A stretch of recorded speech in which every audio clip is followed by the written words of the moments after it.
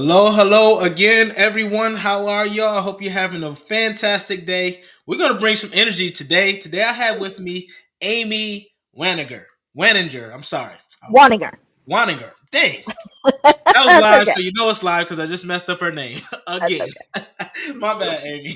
All right, so before we get going to talking about leading at any level, tell the people who you are and what that means for you. All right. Thanks so much. So, hi, everybody. My name's Amy Wanninger. I'm the founder and CEO of a company called Lead at Any Level. And in this work, I help organizations transform their reclusive nerds into inclusive leaders. So, I work with a lot of STEM professionals, people in tech, insurance, that sort of thing, and other industries as well, but primarily the nerds. And what leading at any level means to me is no matter what your title, no matter what your role, you are somebody who shows other people empathy and respect. You are somebody who solves problems you are not required to solve. You are somebody who leads yourself first and others along the way, and somebody who understands that you don't have to know everything, you just have to know the right people.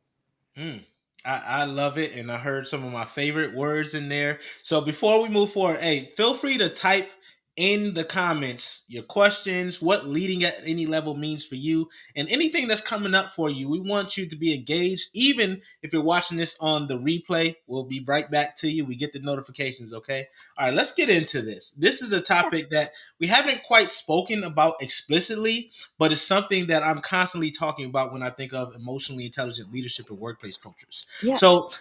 this is your company name. This is your organization, as you all, if you're watching, can see on her wall. So, how did you come up with that? So when I started this company, it was really just a blog. I just wanted to share some of the things that I had learned as someone who was moving up in management ranks within the IT industry, within the insurance industry. Um, Lessons that sometimes I learned the easy way because I saw somebody do a great job, but most of the time it was things I learned the hard way by making a mistake, having to repair the mistake and then move forward, trying to rebuild trust along the way. And so when I thought about, well, first of all, I couldn't name my blog or my company or anything after me because nobody can pronounce or spell my name. So You I mentioned it wanted up something. earlier. It's okay, everyone does. And so besides just giving people a way to remember it, which I have, by the way, it's you'll be wanting her to come back and talk to your audience again. Ah, But beyond that, what did all of the stuff that I wanted to share with people, all of the things that I thought were important, what did they have in common? And they were really all about leadership, but not about management, right? Not about the what we typically think of when we think of leadership in a company. It's not timesheets and TPS reports, right? It is truly how do we get along with other people better? How do we be the kind of person that other people are attracted to? And to me, that was really kind of the umbrella of that was leading at any level. So that's what I named the company. so that those are some very deep questions that warrant conversations in and of themselves. But let's start with that how question. So, what did you come up with as you were exploring and figuring this out and writing blogs on it? What did you discover were some of the tools and techniques that you've started implementing to lead at any level? You bet. So when I think about what makes a good, effective leader, there are a few things that come to mind. One of the very first is having a model to follow or a roadmap. Having kind of, for the people that I work with, checklists are a really big deal. And so knowing that there's a list of skills that we can, not necessarily check off, but at least refer back to periodically. And so, what is that list, first of all? And then on that list are things like responding effectively to change. So much of the work that we are all doing is subject to change, not just one change at a time, but we're getting changes from every direction. And so, there's internal changes in our organizations, external pressures from the marketplace, from regulations, there's team pressures and changes when we have somebody new come on or somebody leave. We have changes at home that affect our work life. So, how do we manage all of that effectively? And the next really important thing is, how do we build a network that's robust and inclusive so that we are changing the flow of opportunity in our industries? Mm. And this becomes really important when we think about all of the problems that we haven't solved yet, because we haven't had a diverse set of voices at the table looking at our problems from multiple perspectives. And then from there, it's things like you said, like emotional intelligence, um, communicating with people across difference, building teams, and building a learning culture in our organizations, um, playing to people's strengths so that everybody's doing what they do best as much of the time as possible. And so these are all things that I think are really important for leaders to embrace, especially right now when our problems are so varied and so complex. Yeah, no, I think is like a lot of leaders think they're doing these things. Right? They think that they're being proactive with change. They think that they're including everyone's perspective. They think that they're communicating in a way that is simplified and understandable for everyone. But we know that they're not. So for those leaders, how do they kind of get those check-ins? I talk often about like feedback and really having those one-on-ones, making space. But what do you think are some other ways that they can ensure that they're doing the things necessary to kind of prepare for change and then also get fresh ideas? You bet. So, a couple of things. One is, it's not enough to have one on ones with people. You have to have one on ones with people where they feel safe to give you feedback. Right. And this is huge, because a lot of leaders say, well, I meet with my people and they're not telling me. I've never heard that I'm not doing a great job. Well, of course you haven't. They're afraid of you. If they Yes. tell you something you don't want to hear and you fly off the handle, they're never going to tell you anything again. And so we have to create environments where we're not just hearing the feedback, seeking the feedback, but responsive, productively responsive to the feedback. So that's step one. Things like 360-degree assessments can be really important. Personal assessments can be important. I'm a firm believer that the more we know about ourselves, the better we're able to engage with and lead others. And the more we can tap into empathy and grace for ourselves, the more we're able to tap into empathy and grace for others. So those kinds of things become important. And then also making sure that we are staying humble in Mm. our work, no matter our title, right? Just because you're in charge, just because you're the boss, doesn't mean you have all the answers. And being very transparent and vulnerable as a leader is really important, not just so people will give you the kind of feedback you need, but so the people that are following you are invested in your growth and success. Our followers need to see themselves in us if we want to get from them what we need to be successful, and give to them what they need to be successful in ways that they can receive it. Yeah, absolutely. And I often talk about the importance of developing relationships. And a lot of leaders, when I first mention it, they're like, hold up, no, I don't want to do that, right? This is all business type of thing. And I'm like, no, because if you don't really understand what the drivers are for someone, then how can you lead them effectively? Everyone Yeah, is not motivated by the same thing. Everyone is not sharing the same experiences, not coming from the same backgrounds. So if you get to know those types of things about your people, you understand a lot better what their strengths may be. You understand their baselines, like how they typically react and respond. And so you can see if they're a little off and you can ask them the questions to support them better. So I love that you talked about being vulnerable and getting feedback and opening up to your people because they need to see a little bit of themselves in you. And quite frankly, if you're not able to touch them in that way, then they'll probably disconnect from you long before you even recognize it. absolutely. And, when we're vulnerable as leaders, it gives other people the space to be that way as well. Mm-hmm. And so I'll give you an example. I was speaking at a conference this week, kind of a last minute thing. They brought me in to talk about responding to change. And I had some folks they didn't know me. They were not willing at first to share kind of what they were going through. But in the course of the event, I talked about things like, um, dealing with getting laid off from a job very early in my career, by the way, while I was pregnant. I talked about having postpartum depression with all three of my kids and what that meant in terms of my recovery and my ability to engage. with my family, but also at work. I talked about having gone through a divorce and the impact that that had on my work. And as I started to share some of these things, I could see people kind of change their body language a little bit. And then when I put them in their groups to have discussions, they were a little bit more forthcoming. And people come up to me after and, ask if I would hug them because they were going through something similar in their own life. And these are people that didn't know me before they stepped in the room and sat down in my session, but because I was able to be open, I created a space where they were able to be as well.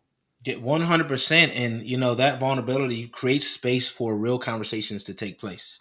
Because if we do not do that, surface level things happens. Everyone has biases, right? And we react and respond, whether subconsciously or consciously, to those biases. So when you have someone that you don't know anything about coming into a space and saying, hey, let me tell you my humanness. Let me show you that I am human just right along with you. It allows other people to understand that they can be human too. And that may sound a little fluffy to people, but it's so true. Like I come into organizations, I'm sure you do as well, Amy, where everyone is just on edge constantly. You talk about authenticity, there's none, and everyone's like just robots. If you ever Mhm. watch Star Trek, I'm not a Trekkie, but my brother used to watch it all the time. So I remember the Borg, right? They would assimilate people.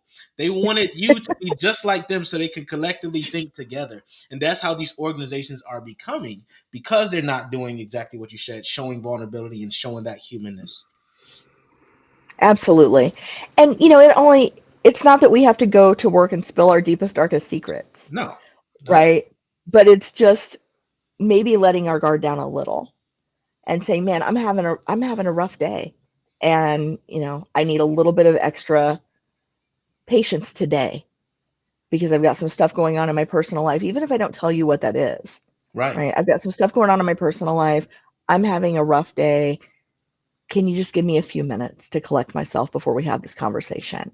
Or if I don't speak up in the meeting, it's because my mind might be elsewhere and I'm trying to get my head in the game, but it's tough today. Yes.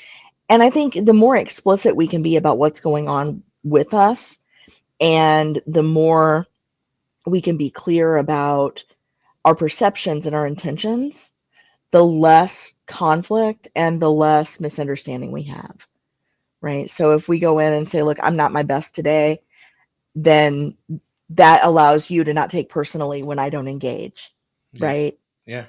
Yeah, it's just I love that you said that because it's yeah, like you said, it's not about coming in and just telling everyone everything that's going on with you, but it's about creating space to say I need a little bit more support today.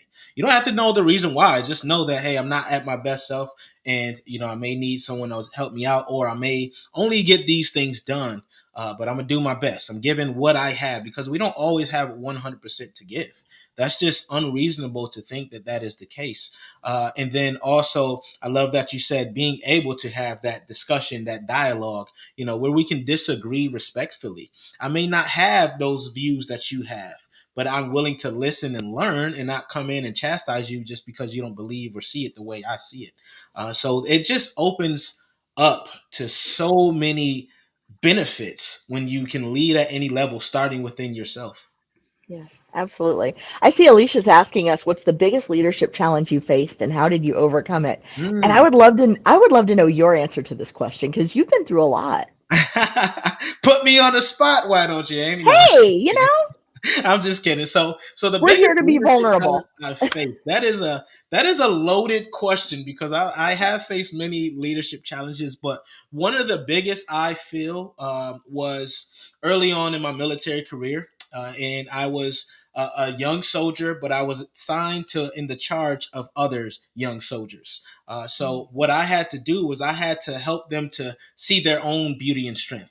Naya Rivera once said that a butterfly can't see its wings, meaning that as a person, if I am your leader, I should help you see the best in yourself. A lot of these soldiers that I was leading, they were always being brought down, right? Their prior leadership was mistreating them. They didn't listen to their questions. They didn't allow them to go to further training. So they felt like they were behind and that they weren't supported in their careers. So I had to really build them up and allow them to see like we can do this and we can do this at a high level. whatever you're doing, if you're failing that physical fitness test, we can fix that. If you're not proficient at your job, we can fix that. And if you're say they say you have behavioral issues, what's the root cause of that? And do you really? Right. And what I found was these were actually some of the greatest soldiers, but they just needed to be supported in a way where they could take ownership. That was number one. They had to take ownership. They had to understand that my part is very important for the greater whole of this mission. And once they realized that, I was able to put some people in charge so they can run that physical fitness training, so they can train the other soldiers on the job, and so they can get promoted into that next level. I had them performing at the next level, so they were already ready. But that was the biggest challenge for me because I had to take a step back and not see it from the perspective of what those leaders were telling me. I had to really listen one on one and get to know each one of those soldiers so I can drive them to where I needed them to be, and quite frankly, where I believe they could be. You know, I think what you said is so important because when you're in a potentially life and death situation with your colleagues, Mm-hmm. which not everyone is, not every workplace has stakes that high.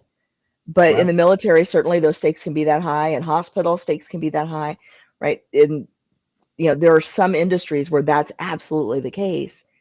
The problems that you're trying to solve are nothing compared to the problems you have if you don't have cohesive teamwork, Mm-hmm. if you don't have people that trust each other. And without that, all those solving any of those other problems is impossible. And yes, 100%. And that whole creating ideas and implementation strategies and all this stuff in a siloed environment. Like you see leadership teams getting together in this little thing, but they're so far removed from what's actually happening on the ground level that Mhm. what they create cannot be implemented properly, and they wonder why change strategies are failing at such a high rate. And that's why, exactly what you said, Amy, like it's a team game, right? We have more committees than teams in organizations, and it that needs to change. That is absolutely true. I think one of my worst days, if I can answer this question, I think one of my worst days as a manager, I had just been hired into a company and they decided that they were going to shut down an entire team at one of our offices. And even though I was the newest manager on the team, I was one of the people picked to go deliver that news. And I had been through a number of layoffs, reductions in force rifts, right? I grew up in IT and that kind of stuff happened all the time. And when they told me that was one of my first assignments, I felt like I had been punched in the gut Hmm. because I had been on the receiving end of that news so many times and I'd never been on the other side of the table. And when I asked, why are you making me do this? I think this is terrible what we're doing. Why are you making me do this? The answer was because you've been in their shoes and Hmm. you're going to bring an empathy to this that nobody else on our management team can. And it took me a second to kind of recover from that and realize I had never been in a situation where I received that kind of news in an empathetic and compassionate way, Hmm. and what a difference it would have made if I had.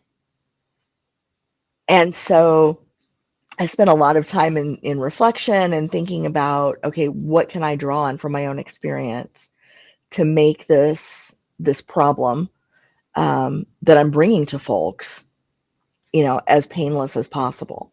And we were able to help a lot of people find new jobs in the company. We were able to help people kind of put their best foot forward in their pursuit of their new roles because we went at it with that approach and not just, well, I'm really sorry, but your job here is done, right? And so I think, Alicia, to answer your question more directly, I think anytime I face a leadership challenge, it usually starts within me. What are my beliefs about this situation? What's truly important to me, to the mission, and how do I bring that forward, regardless of what else might be going on? Yeah.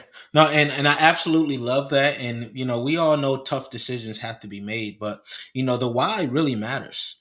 If you can tell people why, right? Why is there a forced reduction? Why am I being laid off? And support them in that.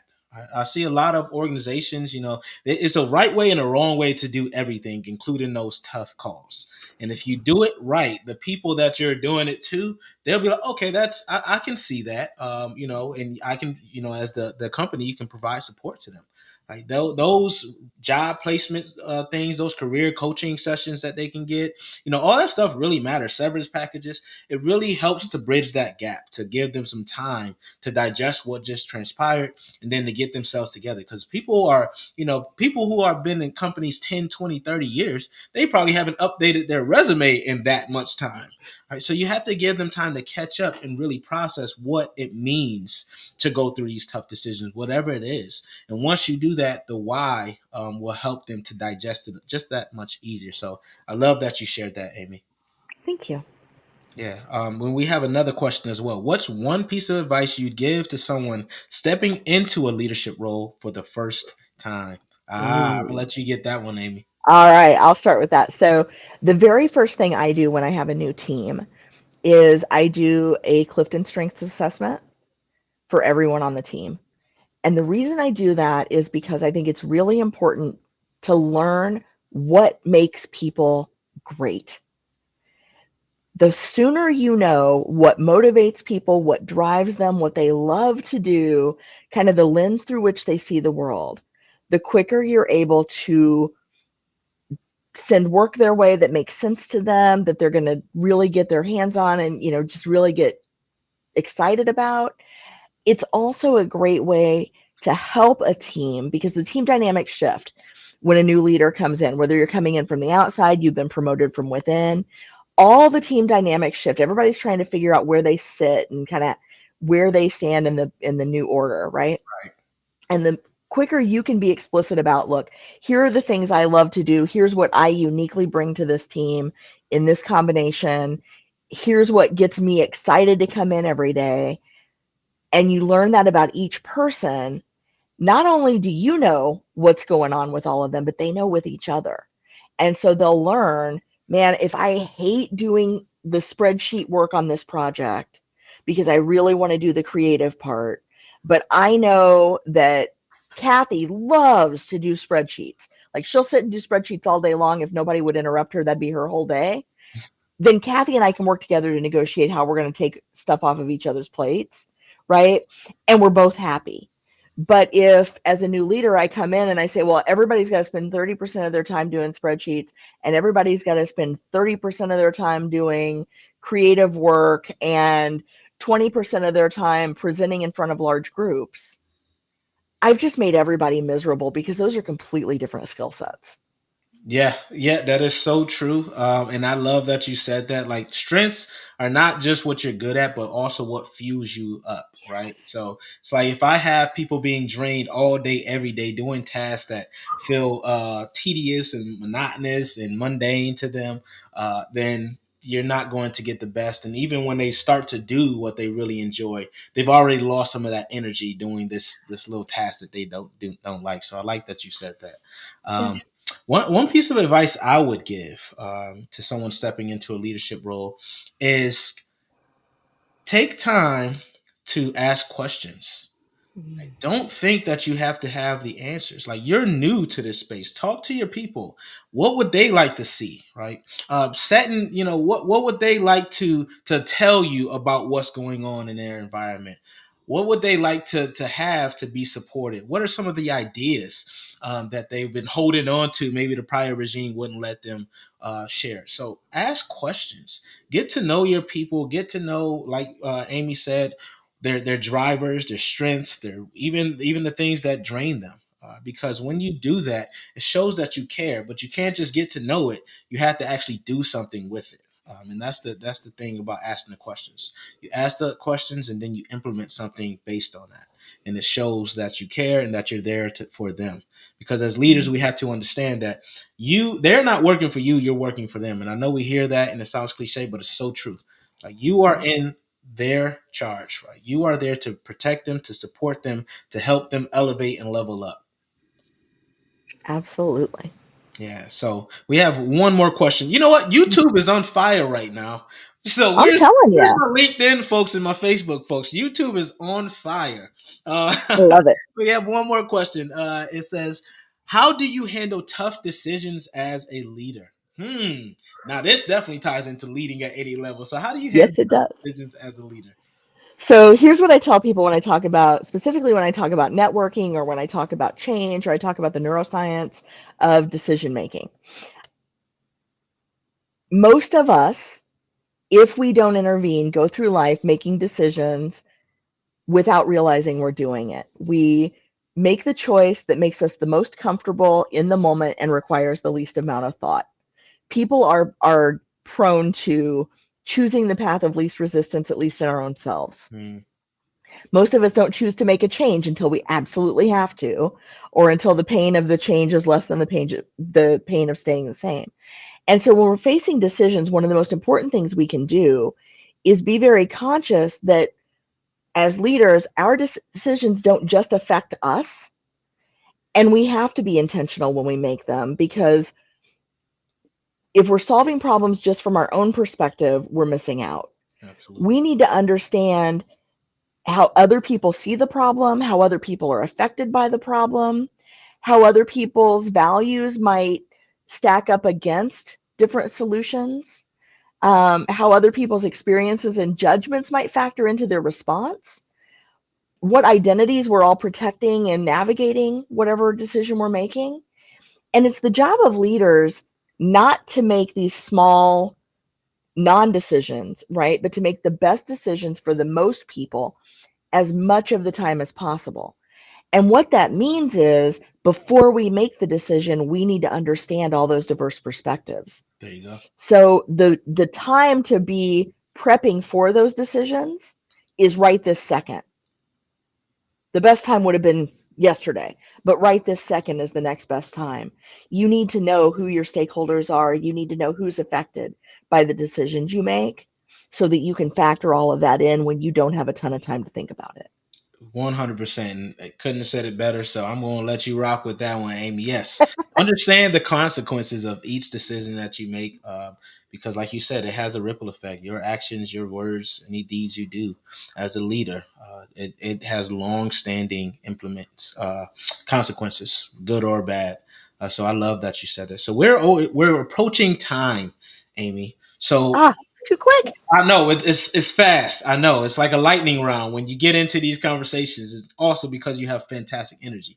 But what would you say if you wanted to just leave a gift, a jewel for the audience today? What would it be about leading at any level? You already I given. think I think the best piece of advice I can give you is you probably woke up this morning thinking, man, I'm a good person, right? Most people do not wake up thinking, man, how can I be the biggest jerk ever today? How can I just ruin people's lives? Right? There are probably a few people in the world like that, Right. but most of us are not like that. Most of us really believe ourselves to be good people and believe our hearts to be in the right place. And what I always tell my audience is this: your heart can't be in the right place if you never move your feet. Hmm. Your intentions, your thoughts, your ambitions are only important to you. It's what you do with those thoughts, ambitions, and intentions that really matters to other people in this world. So if you want your heart to be in the right place, you're going to have to move your feet. Hey, that is yes, that is so true, and it reminds me of the quote. I forget. I think it's the Dalai Lama who said it. Like one of the Dalai Lamas said, "The longest journey you will ever take is the distance between your head and heart." And that's what that Oh, reminds me of. It's like we so you have to take action. You can't say and just say and just say. You have to take action on your promises and even your your ideas and the ideas of others to show them that they matter, that they're valued. So thank you so much for that, Amy. How can thank you. everyone connect with you? Oh, thank you so much. Well, you can find me at leadatanylevel.com, or you'll get sick of me on LinkedIn if you connect with me there, Amy C. Wanninger on LinkedIn. But I post several times a day and I try to repost, especially job openings if they're in the HR, learning and development, DEI, or supplier diversity space. So if you're out there looking for a job or looking for your next job, be sure to follow and subscribe there. Well, I can't say that they'll be sick of you because you dropped so many jewels, so much relevant information. So thank you so much for sharing your knowledge with us today. As for me, you can connect on YouTube. I just mentioned that they are crushing it over there on YouTube. So my LinkedIn and Facebook folks, go ahead and check out YouTube. Just search my name, Jevon Wooden. You should see me pop up. And then LinkedIn is my other platform, Jevon Wooden. You'll see a light bulb pop up. And then you also can check out my book, my new book, Functional to Phenomenal, at javonwooden.com/books. Grab that and let me know what you think after you're reading it. Until next time, everyone, remember to keep ascending. We'll see you soon. Thank you, Jevon.